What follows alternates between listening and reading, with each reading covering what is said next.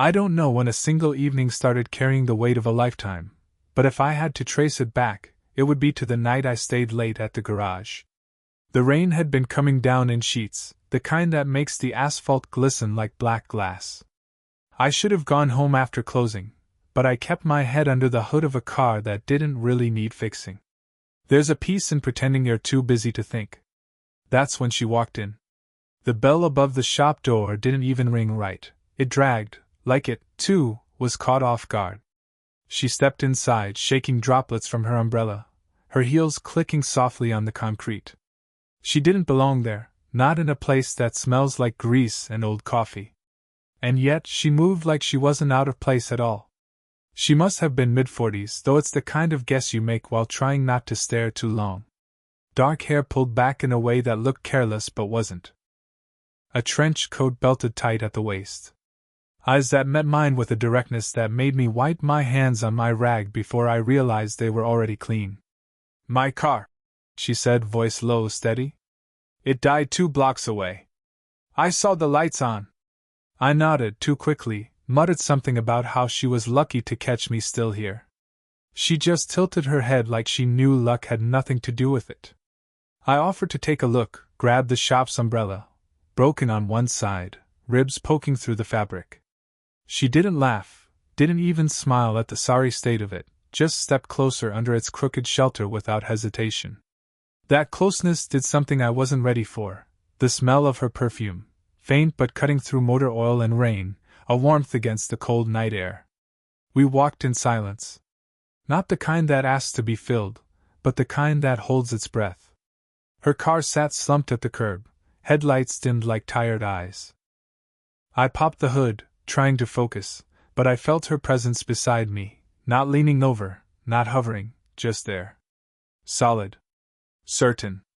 The rain tapped on the umbrella, uneven, and for some reason I wanted it to fall apart entirely so I'd have an excuse to step closer. It was a simple fix, battery cable loose. A twist of the wrench, a spark, and the engine purred back to life. She let out a soft breath, almost a laugh, though it wasn't relief exactly. "You're good at this," she said. I shrugged, suddenly too aware of how young that made me look. "Just got lucky."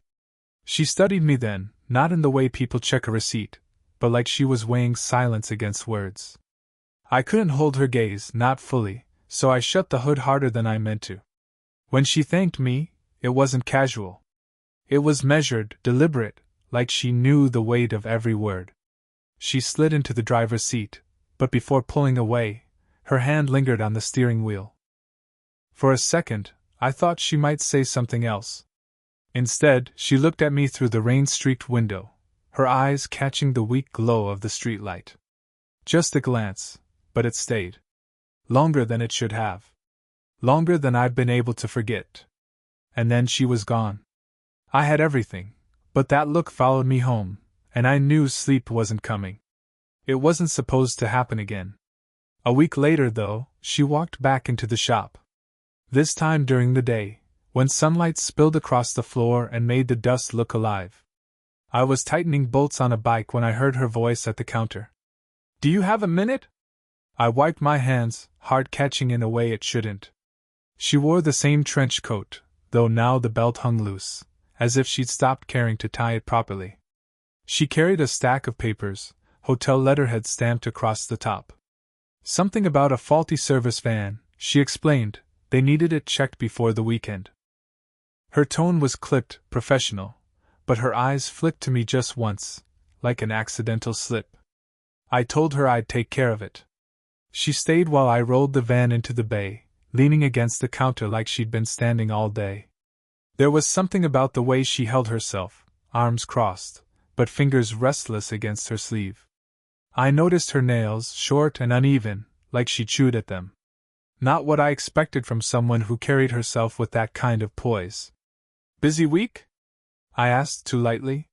She gave a small laugh, the kind that ends quickly. "Aren't they all?" Then she pressed her lips together, like she wished she hadn't said even that much. I bent over the engine, but my mind wasn't on the work.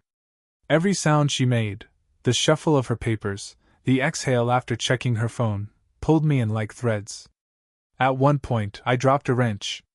The clang echoed too loud, and when I looked up, she was watching me. Not smiling, not frowning, just looking. Her face softened when our eyes met, but then she blinked it away, glancing down at her papers as if they'd suddenly become urgent. "You don't talk much, do you?" she asked after a long stretch of silence. I hesitated. "Depends who I'm talking to."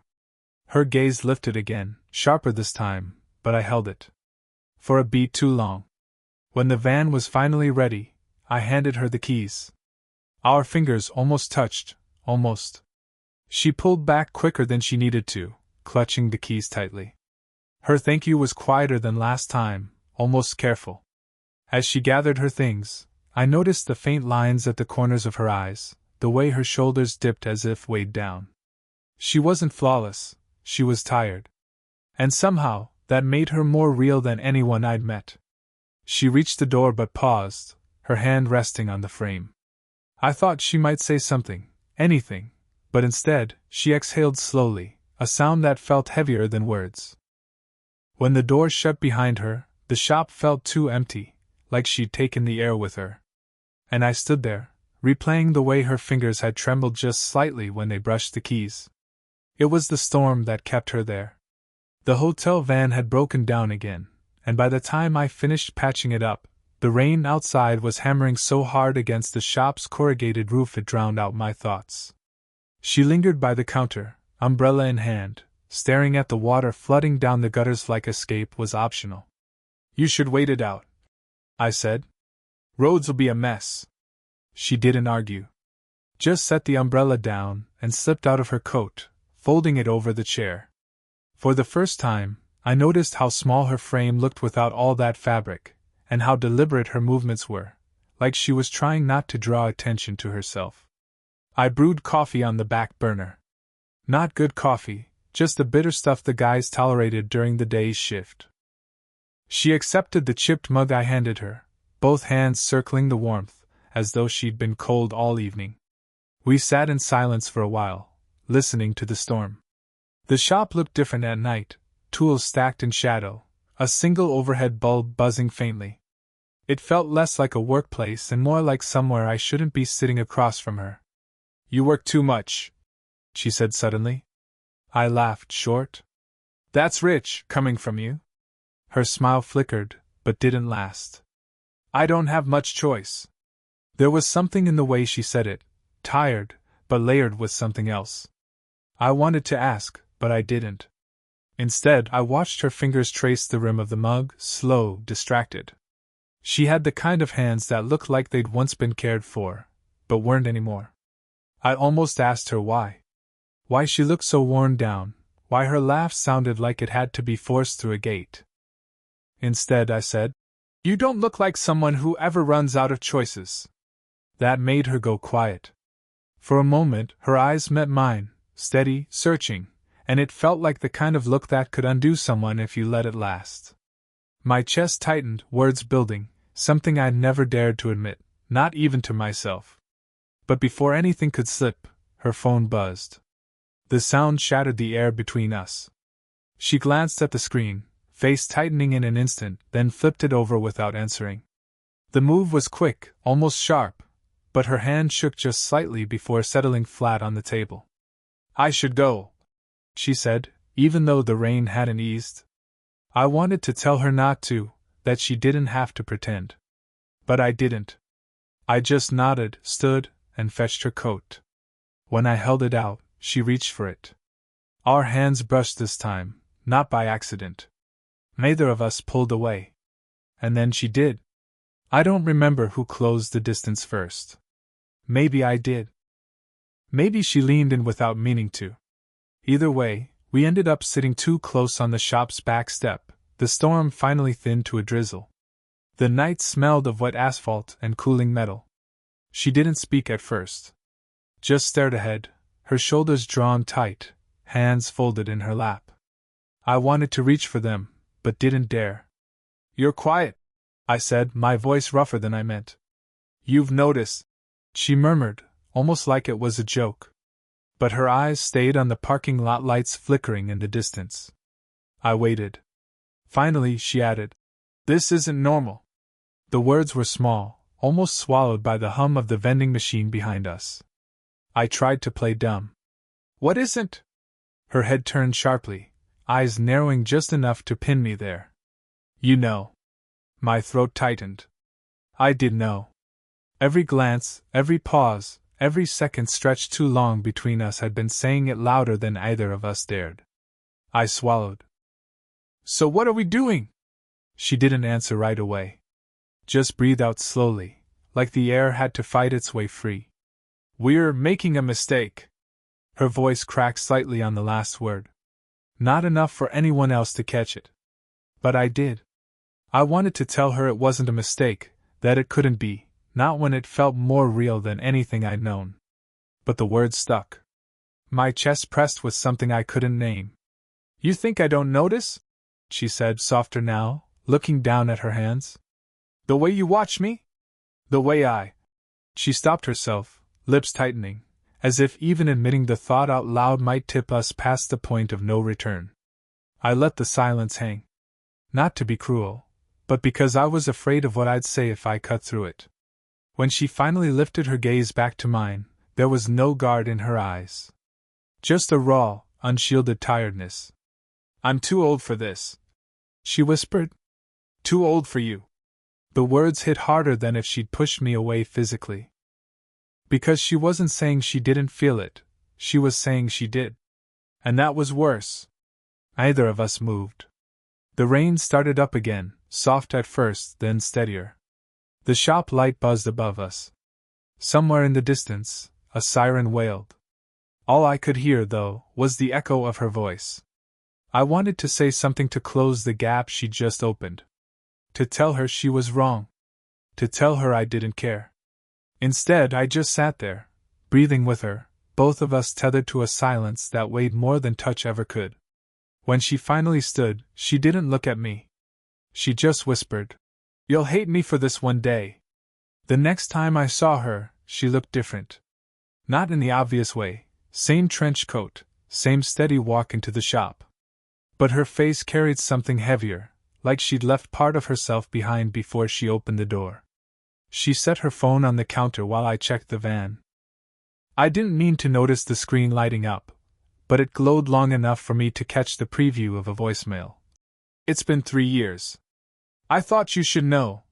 Before she silenced it, turning the phone face down with a little too much force. She caught me looking. For a moment, her expression hardened, ready to deflect. But then she sighed and sat down, elbows resting on her knees, eyes fixed on the floor. "Don't look at me like that," she said. "Like what?" "Like you figured me out." Her voice was low, worn thin. I wanted to tell her I hadn't, not even close. But I stayed quiet, letting her decide if she wanted to fill the silence. She did. Slowly. "I had a son," she said. Her hand brushed her forehead, as though the words themselves were too heavy to carry bare. "Not anymore." The wrench slipped in my hand. I didn't drop it, but the clatter of metal against metal rang louder than anything she just said. I turned toward her, but she wasn't looking at me. Her gaze had drifted somewhere else entirely, to the far corner of the shop, or maybe years back. "He would have been about your age now." The words broke, not with tears, but with the quiet finality of someone who'd already spent them too many times alone. My chest tightened. Everything in me wanted to close the distance, to reach across that invisible wall, but I didn't move. I couldn't. Instead, I asked, "Is that why you stop?" She cut me off, sharp, though not cruel. Just desperate. "Don't make it into something it isn't." I nodded, though the truth of it kept humming in the air between us. She leaned back then, folding her arms across her chest.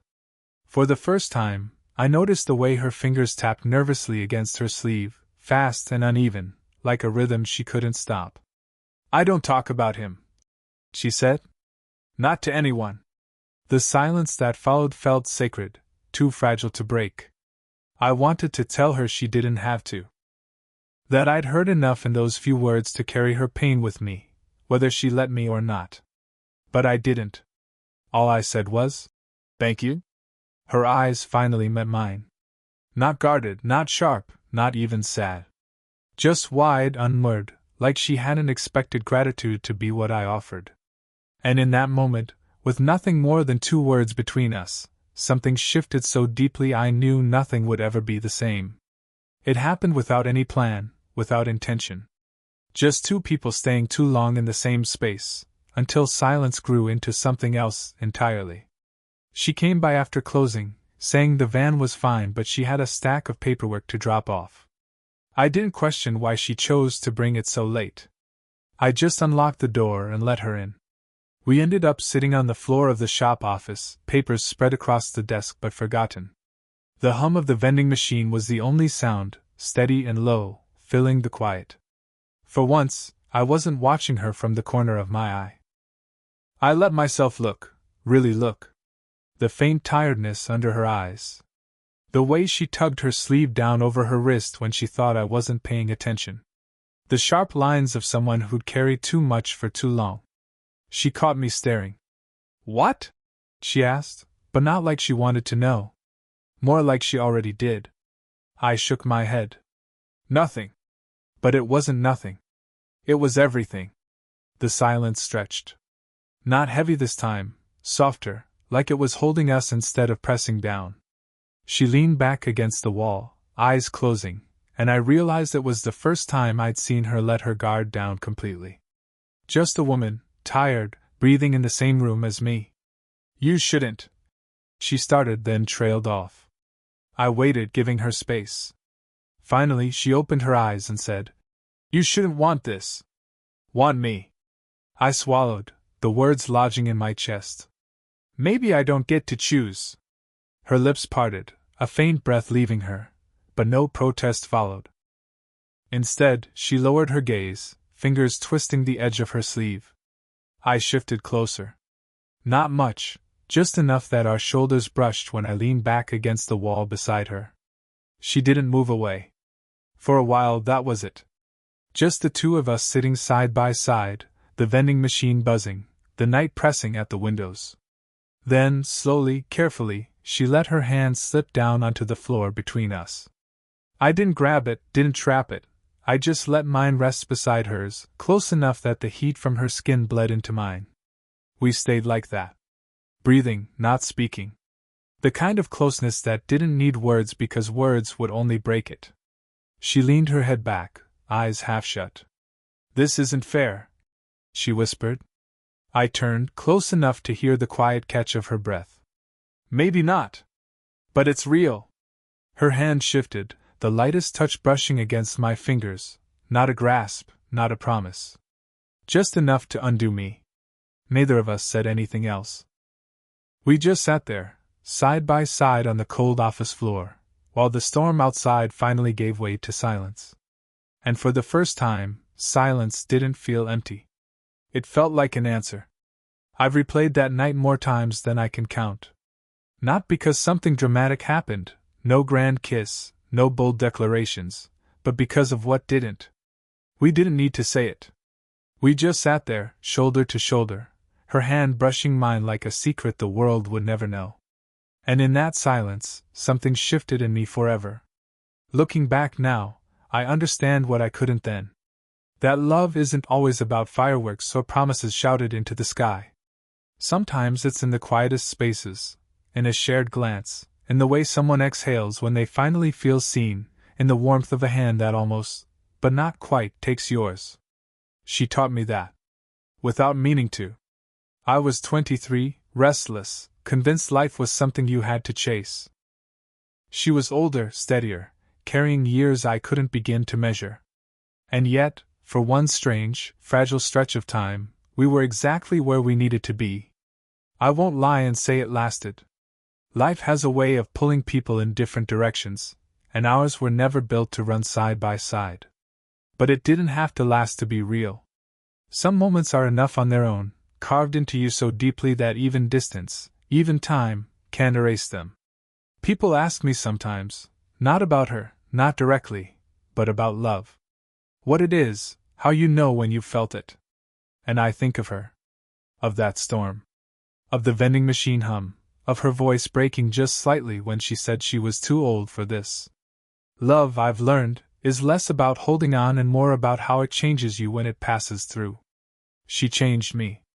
I carry less shame about wanting, less fear about reaching. I carry the knowledge that even in regret there's beauty. That even when you think you've ruined something, you can still find pieces worth keeping. And maybe that's enough. Because I had everything once, not in the way I expected, not in the way I thought I needed, but in one night, in one silence that spoke louder than anything else, I had everything that mattered. I did throw it away. Or maybe I just let it go.